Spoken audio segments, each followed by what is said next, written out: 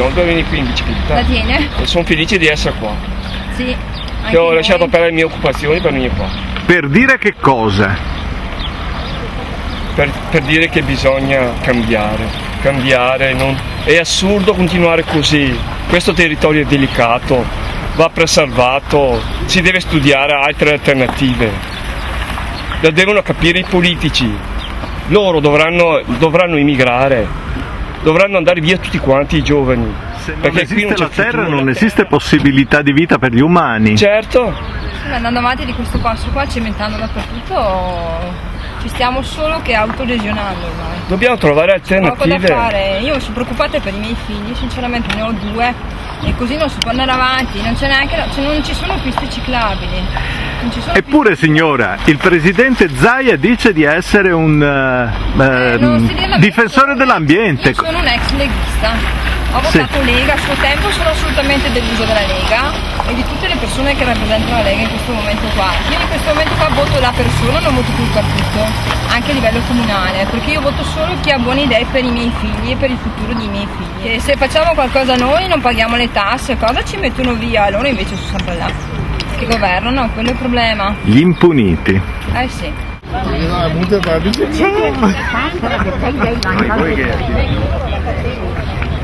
Non abbiamo chiesto la sua adesso allora le leggo il comunicato stampa della regione. La cittadinanza è stata invitata. Io sono una cittadina che ha le sue opinioni e le esprimo. Ecco. Bella della zona. La volete distruggere? Sì. Ma sopra le risorgive. Chi mi dice che fra 10 anni succede qualcosa, magari le faglie ci sono, non c'è più acqua lì, chi è che paga? Passate sopra. Io vorrei capire chi paga. Posso parlare anch'io? Sì. Ecco, a me risulta che ci sia una comunità che non la pensa come voi. La tua cosa dici tu? Sta parlando. Primo, siamo in democrazia, si rispettano le idee di tutti. Abbiamo visto che dagli ultimi arresti che ci sono stati, delle ultime inchieste della magistratura, abbiamo visto che le grandi opere sono sempre interessate da questioni giudiziarie. C'è qualcosa che non va e vediamo che un sacco di soldi che stanno girando hanno provenienze strane. Abbiamo visto il caso Mantovani, abbiamo visto che in questo momento nel Veneto si stanno muovendo un sacco di grandi opere, ci sono 5-6 autostrade che sono in progettazione, che si stanno realizzando. L'Adastico Nord è chiaro, 30 giorni per trovare una soluzione e si va avanti. Io penso che dobbiamo rispettare assolutamente l'autonomia degli amici, dei fratelli di Trento, perché noi li ammiriamo per l'autonomia che hanno, però è altrettanto vero che non è che questa infrastruttura, la Val d'Astico, che di fatto garantisce un collegamento strategico al Veneto e che mette anche il Trentino Alto Adige in rete con il Veneto, possa bloccarsi i confini. Mancano 18 km, perché poi stiamo discutendo di 18 km, dei 39, 18 km nel territorio trentino. E quindi avremo questa infrastruttura che collega, parte sostanzialmente da Rodigino, dal Polegine, viene su, interessa la provincia di Padova, di Vicenza e va ovviamente a finire, come vorremmo noi, sulla Brennero. Sono stati interpellati ormai tutti i gruppi consigliari della regione Veneto e nessuno ha risposto decentemente alle richieste dei comitati di fornire documentazione, di fornire dati sui progetti, di fornire, sono addirittura stati secretati dei documenti in cui si parla delle convenzioni economiche, dei piani finanziari. Io penso che questa sia una delle opere più inutili che si possano fare, perché non serve assolutamente a nulla, anzi l'autostrada porterà nuovo traffico, non eliminerà il problema del traffico sostanzialmente, per cui questa strada serve solo al business, cioè solo a chi la costruisce. Ecco. Qui c'è già un problema, che lo sviluppo di questa valle ha visto una cementificazione già importante, devastante, ma non ha portato nessun posto di lavoro, anzi ci sono sempre le file della gente, dei lavoratori che sono costretti ad andare a Montecchio, le Alte, a lavorare, e sicuramente non prenderanno la pedemontana a pagamento per andare a lavorare, per cui avremo più traffico, più gente che sarà costretta a spostarsi, e questo è, come ho detto prima, serve solo al business. Approfitto dell'occasione che mi dà Marco Rossi perché nessun giornalista si è avvicinato a noi che eravamo lì chiaramente critici, nessun giornalista a chiedere le nostre ragioni. Proviamo a rimanere calmi e a vedere quali sono i motivi per cui quest'opera è un delitto ambientale. Allora, è un delitto ambientale oltre a un disastro economico, oltre anche dal punto di vista viabilistico un grosso problema, perché divide il territorio in due, no? Divide il territorio in due, quindi bisognerà cercare i sottopassi, i sovrappassi per passare da una parte all'altra del territorio, perché anche dal punto di vista viabilistico è un'assurdità. Le persone dovranno fare chilometri per poter entrare nel casello e quindi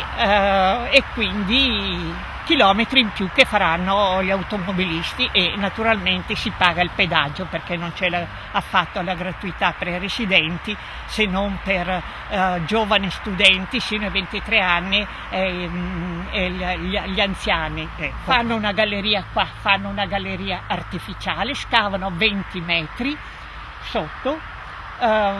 Dove c'è acqua? Sì, dove c'è la falda, fanno questa galleria artificiale che passa la provinciale ed entrano qua in questo monte, il Colle di Sant'Urbano, e qua c'è il primo tratto di galleria, poi esce e fa un tratto in valle, quindi rientra in galleria e lì farà un disastro dal punto della dispersione di questo grande bene che è l'acqua. Qui sotto corre una falda che fornisce quasi il resto del Veneto. Sarà un disastro che pagheremo noi e i nostri figli soprattutto.